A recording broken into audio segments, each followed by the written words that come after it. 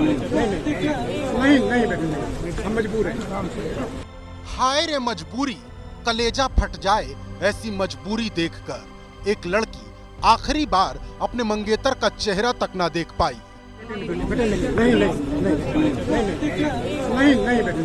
हम मजबूर हैं। क्या बीत रही होगी सानिया पर। सिर्फ यही तो चाहती थी कि जो सिद्धार्थ उसका जीवन साथी बनने वाला था अंतिम बार उसे जी भर के देख ले, उसके हाथों को छू ले, माथे को चूम ले और पूछे क्यों चले गए इतनी जल्दी मुझे अकेला छोड़कर। नहीं बेटे, हम मजबूर हैं। इस लड़की का सिर्फ चेहरा देखिए, इसके आंसुओं को समझिए। दुनिया की सारी शोक कथाएं एक तरफ और सानिया का शोक एक तरफ। अधिकारी लाचार थे और सोनिया बदहवास। नहीं बेटे, हम मजबूर हैं।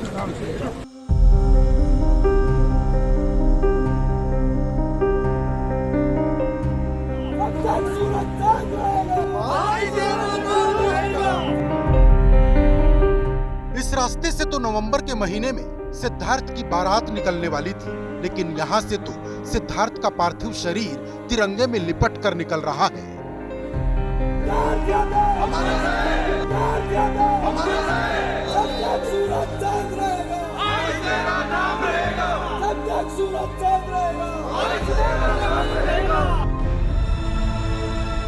नवंबर के महीने में सिद्धार्थ फूलों से सजी गाड़ी में सेहरा पहनकर बैठने वाला था, लेकिन वो तो सेना की गाड़ी में आया है और सबकी आंखों में आंसू ले आया है।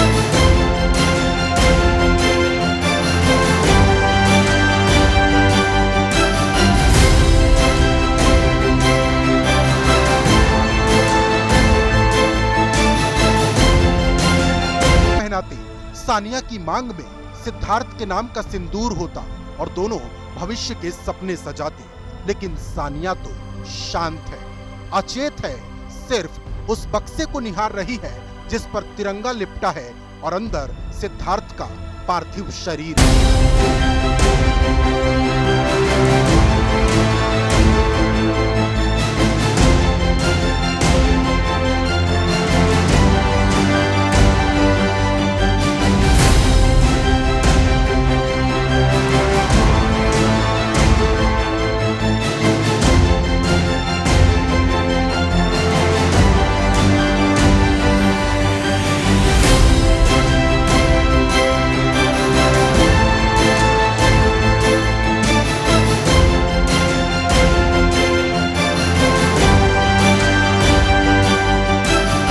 सिद्धार्थ के पार्थिव शरीर पर पुष्प अर्पित करने की बारी आई तो सिसकती सानिया दोनों हाथों में फूल लेकर पहुंची।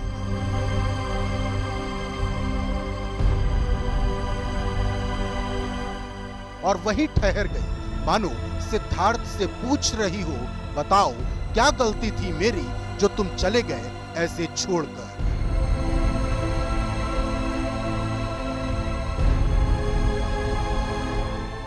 सानिया ने सिद्धार्थ को श्रद्धांजलि दी, घर वालों ने भी सिद्धार्थ को श्रद्धांजलि दी और अधिकारियों ने भी सिद्धार्थ को श्रद्धांजलि दी। जिस तिरंगे में लिपटकर सिद्धार्थ यहां तक पहुंचा था, वो तिरंगा और सिद्धार्थ की निशानियां परिवार को सौंपी गई।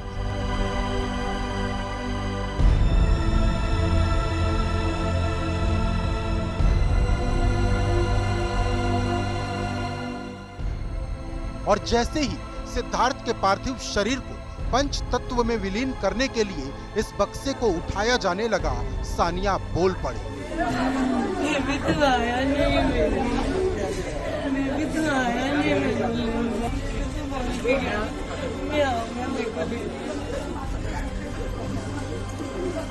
मुझे मेरे सिद्धार्थ का चेहरा आखिरी बार दिखा दो, सिर्फ एक बार दिखा दो।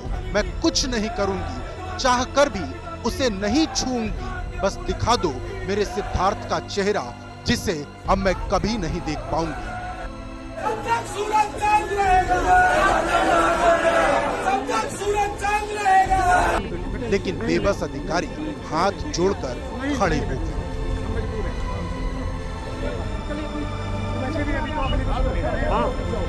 आ जाओ आराम से।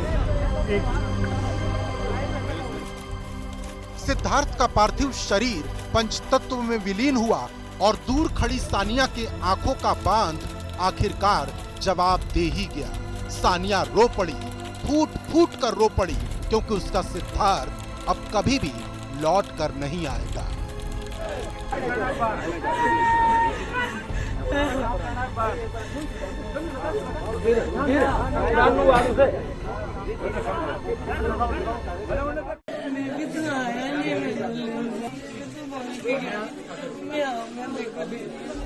सानिया की इन सिसकियों से मानो पूरा इलाका गूंज रहा था, और गूंजे भी क्यों ना। अभी 10 दिन ही तो बीते थे जब सानिया और सिद्धार्थ की सगाई हुई थी, और सिद्धार्थ ने वादा किया था कि वो सानिया का साथ 7 जन्मों तक नहीं छोड़ेगा।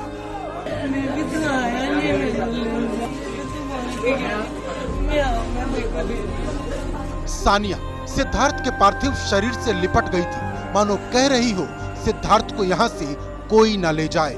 सानिया बार बार अपने कपकपाते हाथों से उस बक्से को पीट रही थी जिसमें सिद्धार्थ का पार्थिव शरीर था। सानिया सिद्धार्थ को जगाने की कोशिश कर रही थी, मानो कह रही थी सिद्धार्थ उठ जाओ, सिर्फ एक बार उठ जाओ मेरी खातिर। जब जब सिद्धार्थ का नाम किसी की जुबान से निकल रहा तो सानिया की आंखों से आंसू छलक जा रहे। क्या कहेंगे, अभी सिद्धार्थ ने शहादत दी है, अभी आपका 23 तारीख को रिसेंटली रिश्ता हुआ सिद्धार्थ के साथ, कितना गर्व महसूस कर रहे हैं सिद्धार्थ के ऊपर? इससे ज्यादा गर्व किसी लड़की को हो नहीं सकता। वाकई कौन करेगा सानिया से ज्यादा गर्व उस सिद्धार्थ पर जिसने आम लोगों की जान बचाने के लिए अपनी जान कुर्बान कर दी। Proud of him. I'll always be. 28 साल के सिद्धार्थ पर गर्व सानिया को भी है, और उस माता पिता को भी जिन्होंने देश की सेवा के लिए अपने बेटे को भेजा था। मेरे को गर्व है मेरे बेटे पर, और हर माँ मैं सभी माओं से निवेदन करती हूँ कि अपने बेटे को भेजे देश की सेवा के लिए। मेरे को उसकी जननी होने पर गर्व है। मेरे देश के लिए मेरे बेटा शहीद हुआ, तो कोई माँ डरे नहीं इस चीज से। एक माँ जब अपने बेटे के बलिदान पर गर्व महसूस कर रही थी तो सिद्धार्थ का चचेरा भाई डबडबाई आंखों से इस माँ के कंधे को सहलाकर उसका हौसला बढ़ा रहा था, मानो कह रहा था मैं हूं ना। मुझे गर्व अपने बेटे को, उसकी शहादत पर गर्व है। सिद्धार्थ को अंतिम विदाई देने के लिए पूरा गांव उमड़ पड़ा। वो छोटी बहन भी अपने आंसू नहीं संभाल पा रही थी जिसका सिद्धार्थ इकलौता भाई था। हर किसी को सिद्धार्थ के जाने का गम है, हर किसी की आंख नम है। एक बहादुर पिता से सुनिए उन्हें कैसा लग रहा है। हम सब के लिए गर्व की बात है, मेरे माजरा बाल्टी के लिए भी गर्व की बात है। हम इतने लोग सैनिक हैं, परिवार में भी हमारे सैनिक हैं, सबके लिए एक गौरव की बात है। बलिदान दिया है उसने, देश के लिए बलिदान दिया, अब भी कई जाने बचाई। सिद्धार्थ बहादुरों के परिवार से था। देश के लिए जीना और वक्त आने पर देश के लिए ही जान दे देना उसके लिए कर्तव्य था। सिद्धार्थ के परिवार के बारे में सुनेंगे तो सोचेंगे सच्ची देशभक्ति क्या होती है। परदादा के भी खानदान से भी सब हम सेना में ही थे। फिर मेरे दादाजी सिद्धार्थ के जो परदादा थे, सिद्धार्थ के दादा चारों आर्मी में थे, मैं एयरफोर्स में था, मेरे भतीजे एयरफोर्स में हैं, तो हमारी चौथी पीढ़ी है, ये चौथी पीढ़ी में था वो फाइटर पायलट। सिद्धार्थ पंचतत्व में विलीन हुए तो चिता की लपटों ने कई कलेजों को झकझोर दिया। इससे पहले गुजरात के जामनगर से आई इन लपटों ने भी सिद्धार्थ के घर वालों को डरा दिया था। ये तस्वीर 2 अप्रैल की रात की है, जब करीब 9:30 बजे वायुसेना का जगुआर विमान दुर्घटनाग्रस्त हो गया था और इसी को उड़ा रहे थे फ्लाइट लेफ्टिनेंट सिद्धार्थ यादव। सिद्धार्थ चाहते तो पैराशूट से कूदकर अपनी भी जान बचा लेते, जैसे उन्होंने अपने साथी की बचाई। जिस वक्त जगुआर अनियंत्रित हुआ, उस वक्त उसमें सिद्धार्थ यादव के साथ उनके साथी भी थे, जिसे उन्होंने बाहर निकाल दिया और खुद जगुआर को ऐसी जगह लेकर चले गए जहां क्रैश होने से किसी तरह की जनहानि ना हो। जहाज गांव के ऊपर होता है, कोई भी पायलट सोचता है कि मैं तो इमरजेंसी में मैं तो मरूंगा ही मरूंगा, उसके में कोई मतलब चांस नहीं होते। लेकिन नीचे जो नुकसान होता है उसको बचाने के लिए वो गांव से बाहर करते हैं, कोशिश करते हैं जो भी टाइम है कि किसी तरह गांव से निकाला जाए और जो नीचे जो है वो कम से कम कोई किसी का घर ना टूटे, किसी की मौत ना हो, तो हर पायलट कोशिश करता है। अब जरा सोचिए, अगर सिद्धार्थ यादव भी विमान से कूद जाते और वो किसी आबादी वाले इलाके में गिरता तो क्या होता। जमीन पर गिरते ही विमान में भीषण आग लग गई और पूरा इलाका जल उठा। पिता का सपना था कि बेटा चीफ ऑफ एयर स्टाफ बनकर घर लौटे, हालांकि शहीद होने के बाद लौटा तो गर्व से सीना और ज्यादा चौड़ा हो गया। पूरा कर्तव्य निभाया कि मैं पहले गांव से बाहर निकालूं, उसके बाद नहीं कर पाया। फ्लाइट लेफ्टिनेंट सिद्धार्थ यादव इकलौते नहीं हैं जो जगुआर में आई खराबी के चलते शहीद हुए हैं। पिछले कुछ वक्त में जगुआर कई बार हवा में ही खराब हुआ और जवानों की जान चली गई। 16 जून 2015 को यूपी के प्रयागराज के पास जगुआर नियमित उड़ान के दौरान दुर्घटनाग्रस्त हुआ। 5 जून 2018 को गुजरात के कच्छ में उड़ान भरने के बाद जगुआर क्रैश हुआ और पायलट शहीद हो गए। 28 जनवरी 2019 को यूपी के कुशीनगर में गोरखपुर एयरबेस से उड़ान भरने वाला जगुआर दुर्घटनाग्रस्त हुआ। 7 मार्च 2025 को हरियाणा के पंचकुला में भी एक जगुआर सिस्टम की खराबी के चलते क्रैश हो गया और इसी तरह 2 अप्रैल 2025 की रात को भी जगुआर हवा में खराब हुआ और सिद्धार्थ यादव शहीद हो गए। जगुआर विमान को भारत ने 1978 में खरीदने का सौदा किया था। पहला जगुआर 1979 में भारतीय वायुसेना में शामिल हुआ। 2024 तक वायुसेना के पास लगभग 120 जगुआर विमानों का बेड़ा था। हालांकि कुछ विमान ज्यादा पुराने हो गए, जिसके चलते उन्हें सेवा से हटा दिया गया और माना जा रहा है कि मौजूदा वक्त में करीब 70 से 80 जगुआर सक्रिय रूप से इस्तेमाल किए जा रहे हैं।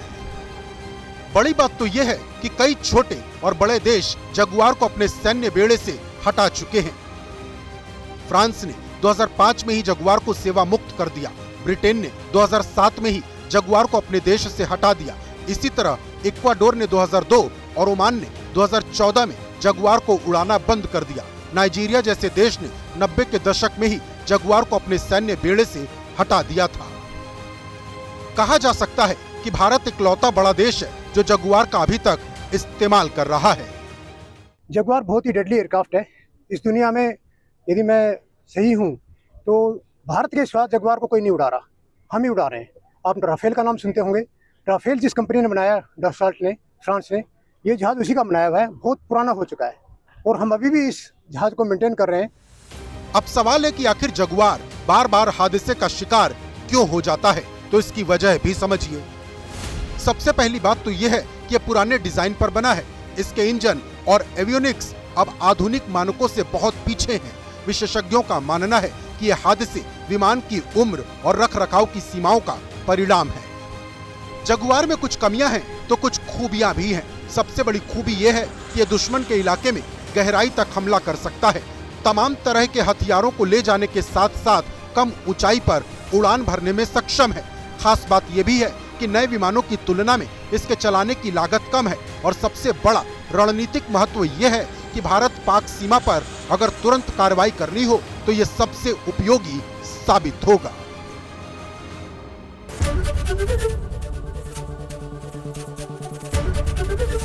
एबीपी गंगा, खबर आपकी, जुबान आपकी।